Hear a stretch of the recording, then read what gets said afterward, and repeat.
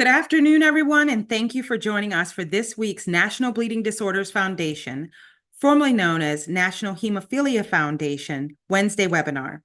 My name is Kyla Clark, Director of Public Relations, Marketing, and Communications for NBDF, and I am today's host.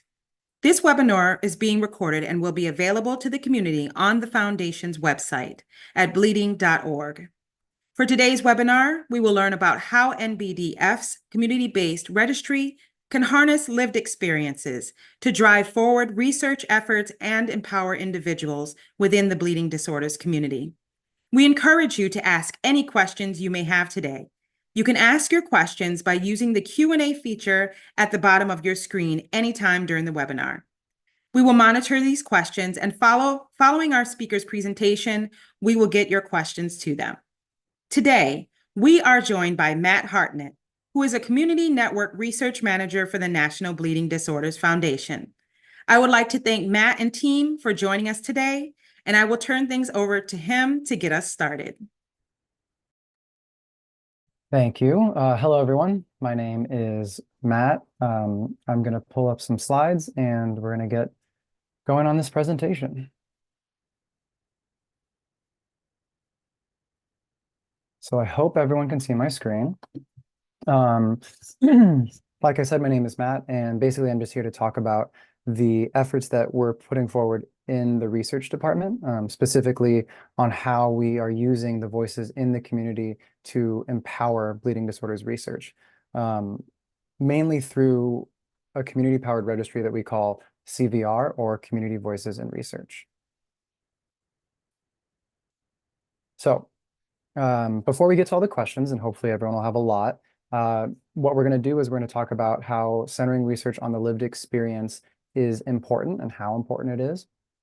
Then we're going to go into what Community Voices in Research actually is, and then I'll talk a bit about how CVR works to serve you in the community. And I'll go through a little live demo so that you can see what it's about and how it functions.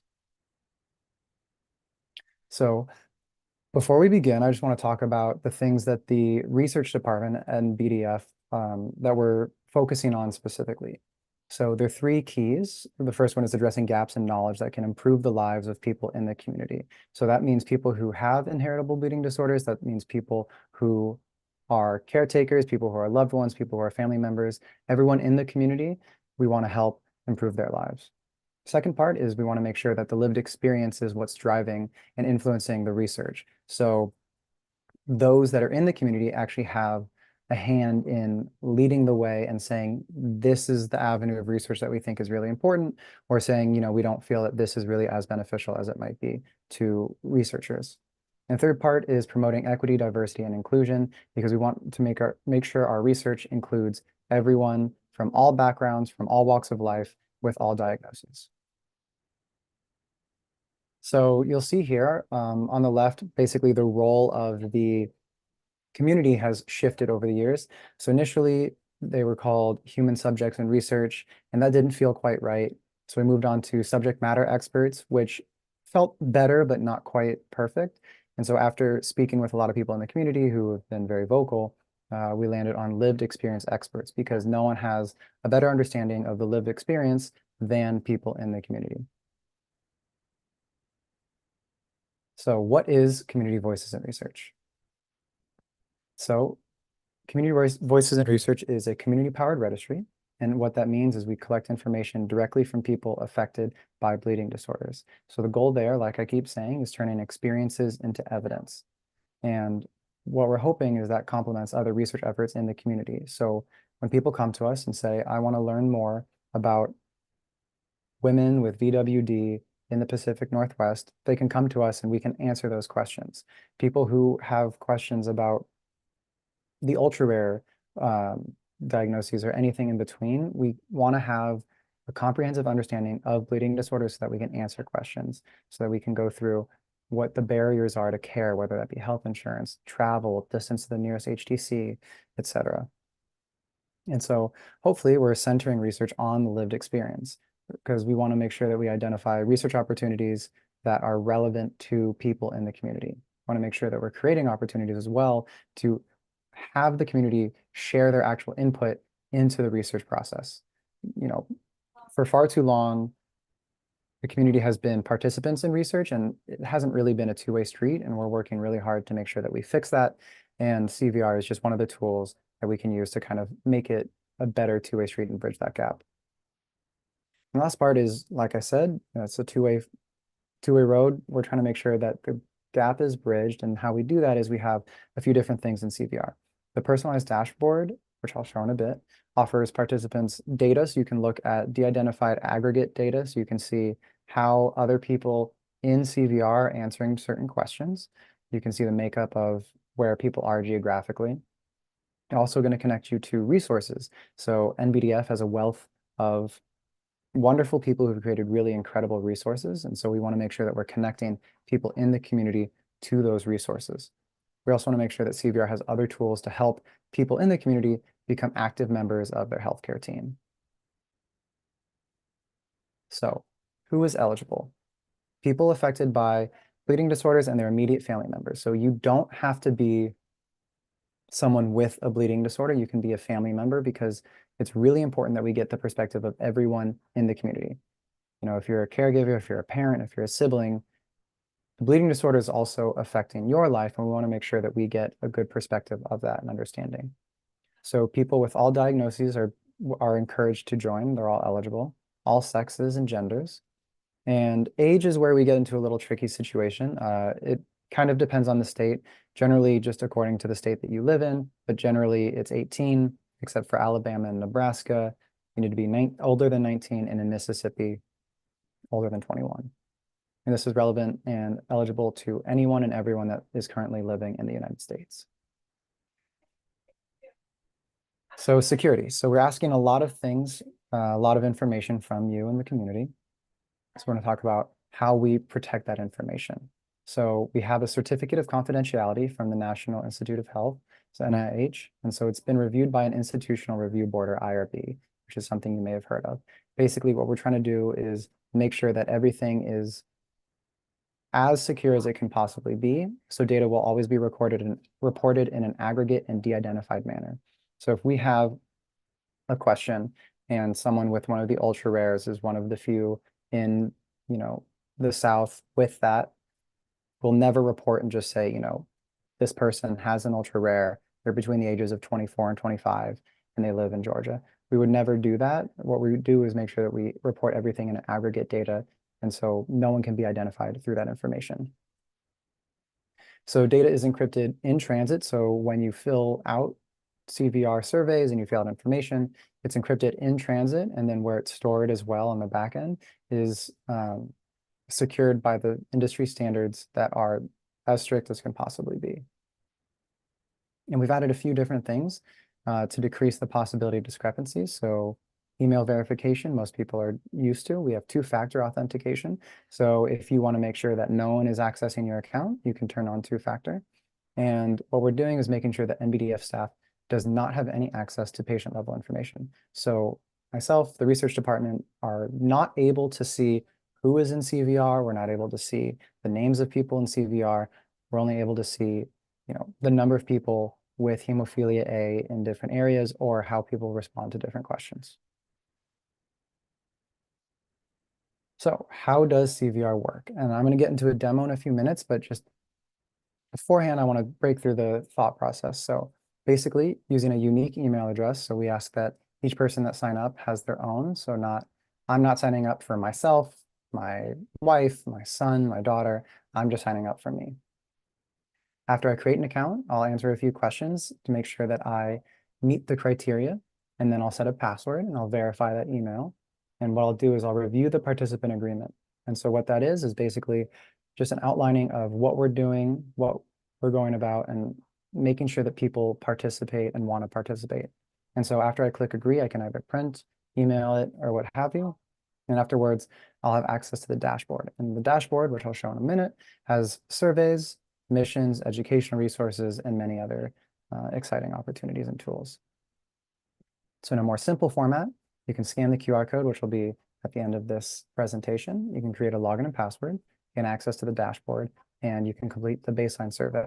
So everyone that completes the baseline survey will be entered into a raffle and possibly win a trip to the Bleeding Disorders Conference next year in 2025. So we did it for this year, and we've selected a winner, someone who will, be flown out and have all their trip basically paid for because we're excited to have so many people in CVR. And a quick overview of some of the things that we're asking in CVR. So we're asking for things like demographics and social determinants of health, looking at access to care, looking at comorbidities, bleeding histories, inhibitor status, thoughts on gene therapy, physical activity, basically anything and everything we can to get a holistic and comprehensive view of everyone's experience in the bleeding disorders community. And so now I'm just going to go into a quick demo.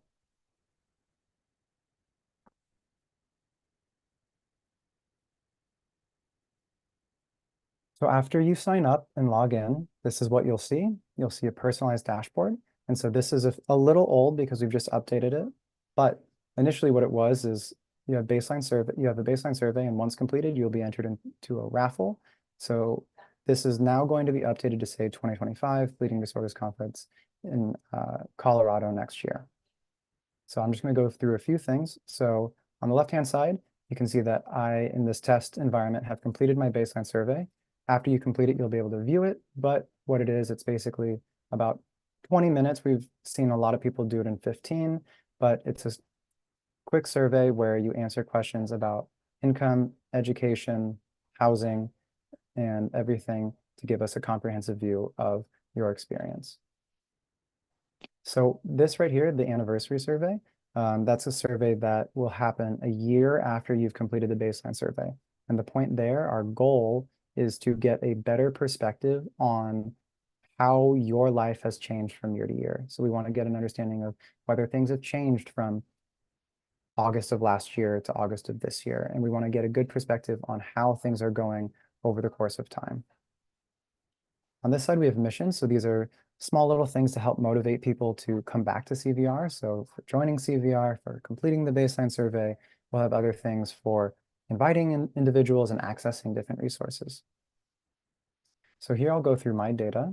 So my data is an area where we're trying to give access to the information that we are collecting. So we want to make sure that we're being transparent about the information, and you can look and see how others in CVR are responding. So for example, here you can see how you compare with the rest of the CVR population, and you can see a little breakdown where you stand and what the breakdown is in CVR. Similarly, on the right-hand side, you'll see a breakdown of the geographical understanding of the participant population. And so what I really like about this is if you hover over the West, you'll actually get a little menu that'll show you all the chapters in the West and links to every single one of those. So we've spoken with a lot of people in the community who have said they didn't necessarily have access to this, or, oh, I wish I knew that there was a chapter over here. We want to make sure that we have those resources available. Similarly, there's the HTC list, so you can find all the HTCs in that specific region. And if you'd like to print it out, you can also print it out and have it easily accessible. And so that works for all regions. If you scroll down here, you can see a bit more about how others are answering certain questions. So for example, if we want to see the impact of pain for those in CVR over the last 7 days, I can sort by how people answered with different disorders. So if I have hemophilia B, and I want to see how people answered, for those that said they've had pain so bad in the past 7 days that they couldn't get out of bed, of the people that responded, 36% said sometimes, 35% said never, 16% said rarely, 10% said often, and 2% said always. So once again, what we're trying to do is contextualize your information and your answers so that you can see how others in the community are going through their experience.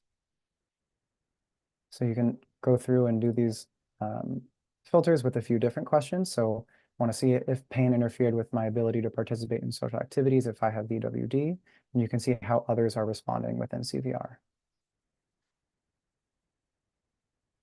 Another aspect that we thought would be very interesting that people would want to know more about is employment difficulties. So for people with bleeding disorders, if you want to look at the ultra rare bleeding disorders and see how many people answered yes to having difficulty finding employment because of their bleeding disorder, we have this little breakdown where it'll show you that 27% of people in CVR said they have had difficulty, and 73% in CVR have said no. And if you're curious about how involved or participating, how much others participate in NBDF chapter programs, you can see that as well. So we can sort by different diagnoses, and then you can see the proportion of different programs. So educational, social, fundraising, advocacy, and camp.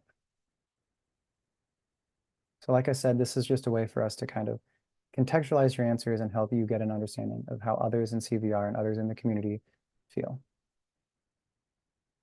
Another aspect that we've learned after holding a lot of focus groups with people in the community is that too often you're asked for filling out surveys and questionnaires, but not necessarily getting to see the results. And so what we do here on the My Impact Through CVR page is we have a page that lists the publications that come from the data within CVR.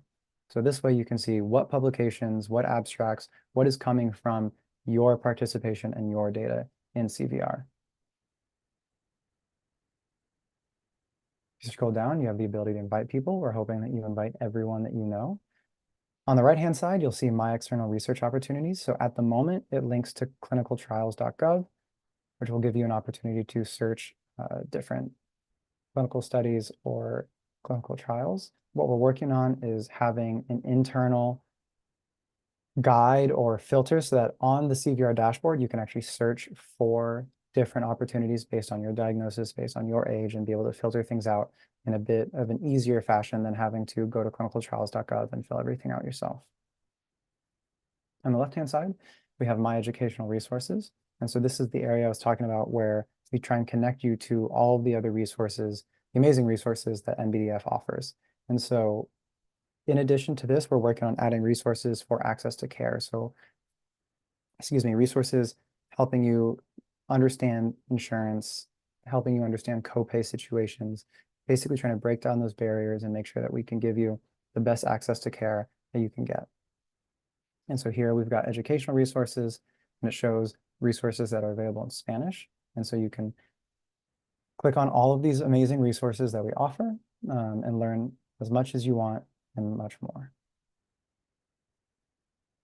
And on the bottom here is my health summary. This is a little barren because this is a test environment, but what this is we're hoping to have it be a quick sheet of information. So you can add the information that you want, and you can either print it out or download it to your phone and bring it to you to your next provider visit. So if I know that I have a physical therapy session coming up and I want to show my provider the answers to the questions about joint bleeds in the last 6 months, I can have it here with my diagnosis, with my date of birth, with my medications, et cetera, print it out and bring it to my provider visit. And the hope there is to basically empower the participant and empower the community to be more active and involved in their care.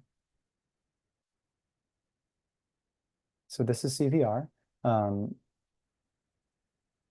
Sorry, I'm just going to go back to here. So this is the demo. And so basically, in conclusion, CVR is a community-powered registry that centers research around the lived experience for everyone affected by bleeding disorders. So like I said, if you're a family member, you can sign up as well. We're going to launch a family survey very soon. And what that is if I am a family member, but I'm not affected, I can log onto CVR just as anyone else who's affected, and I can fill out a family survey. That family survey will ask me questions about my experience in relation to being a part of the bleeding disorders community. Second conclusion is we're providing a more comprehensive picture of what it's like to live with bleeding disorders. So this is really important for ultra rares and understudied populations, whether that be people with rare diagnoses or people who are in marginalized communities. Basically, what we're trying to do is make sure that everyone gets represented. We're also hoping to make this a tool that empowers participants to become active partners, not only in research, but in their healthcare. We understand not everyone wants to participate in research. We hope everyone does. But what this tool in CVR does is hopefully it helps connect people to be more active in their healthcare. And like I keep saying, we're trying to center research around the lived experience because we want to make sure that we're asking the right questions. We want to make sure that we're looking in the right areas. We want to make sure that we're actually having a material positive impact on the community. So it's a very valuable tool that can be used by everyone. And our goal is ultimately to improve the lives of people affected by these disorders.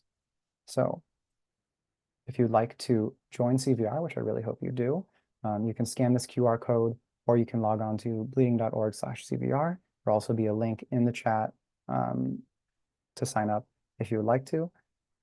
Thank you so much for your time, and I hope you have lots of questions.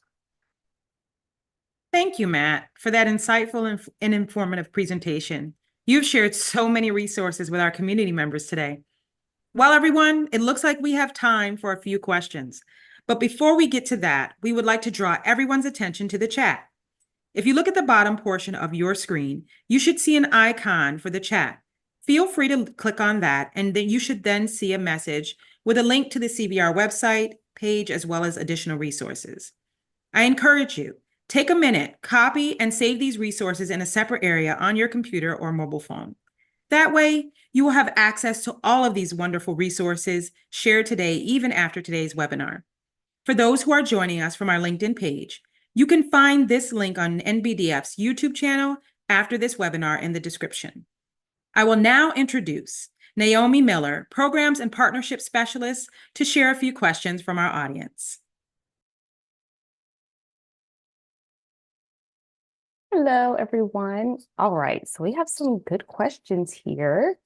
So our first question is from Julia. She would like to know, how does Lee-centric research differ from traditional research methods?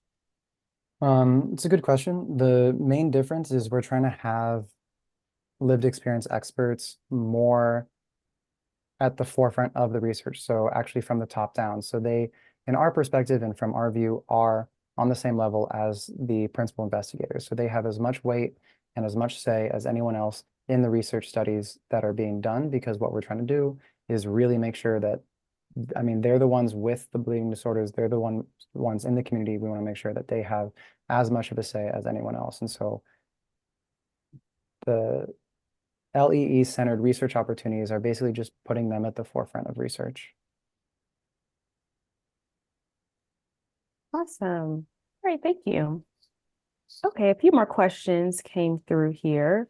We have a question from Rebecca. She would like to know, what if I need the survey in Spanish?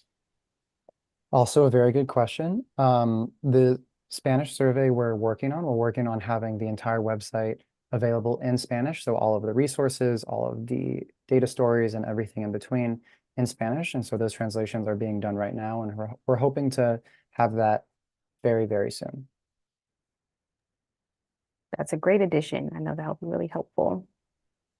Okay, let's see what other questions are coming through the chat here. Okay, Kathy has a good question. What if I'm a family member and I want to join CVR?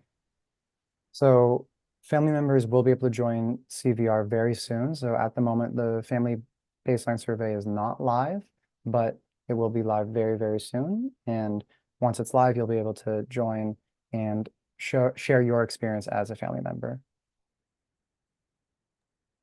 That's good to know. I'm sure family members want to be involved too. Awesome. Okay, let's see what other questions we have. This one is from Jason. He wants to know, is it better to complete the baseline survey on his phone, his tablet, or iPad, or a computer? The website is accessible on all forms of technology. So if you want to answer it on your phone, you're more than welcome to. I personally would not. I would prefer to answer everything on a desktop computer, but I know plenty of people want to do it on their phones. And so it is accessible whether you be on your phone or a desktop. Okay. Got it. Got it. Awesome. Okie dokie. Let's see what other questions we have. Some great questions coming in here. So we have another question from Julia. She would like to know, what is new with the new version of CVR? Can you explain the new features? Yeah, so CVR is something that it has existed at NBDF, or what was NHF, for a while. And what we're trying to do with the new platform is develop it into a tool that better serves the community. And so how that functions in a practical sense is having more resources available directly to the participants. So having them be able to find HTCs, giving them the list of and links to all the chapters near them or in the country, having health summaries available for them to print out to bring their provider visits, having them linked to different resources that we offer at NBDF. What we're trying to do is just make sure that this is a better tool at bridging the gap between research and between the community, and make sure that it serves the community as much as it can. That's exciting. All right. A few more questions here. This one is from Laura. She would like to know what strategies are used to include ultra rare and understudied populations in CBR. So that is something that we're working really hard on. It's the power of the community and the power of word, and trying to spread the word and make sure that everyone from all walks of life knows about CVR and has the opportunity to join. So what that means is me going around and talking here at the Wednesday webinar, talking at BDC in a couple of weeks, coming to local chapters to talk and meet with the community, trying to make sure that we reach as many people in the community as we can to make sure that their voices are heard. That's wonderful. Really, really great. I think that is the majority of the questions that we had right now. If anyone else has any questions, please feel free to drop them in the chat. But I don't see any more that came through. Thanks so much, Naomi. Thank you, Matt.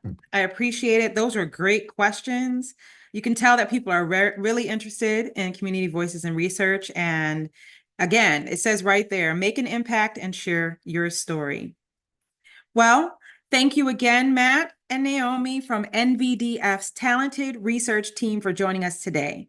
I know that we have so many more questions that you may have, but we have to save some for our next upcoming webinar on August 21st, highlighting expert HTC social workers, where they will share the evolving role of the HTC social worker and how they adapt practices and enhance care.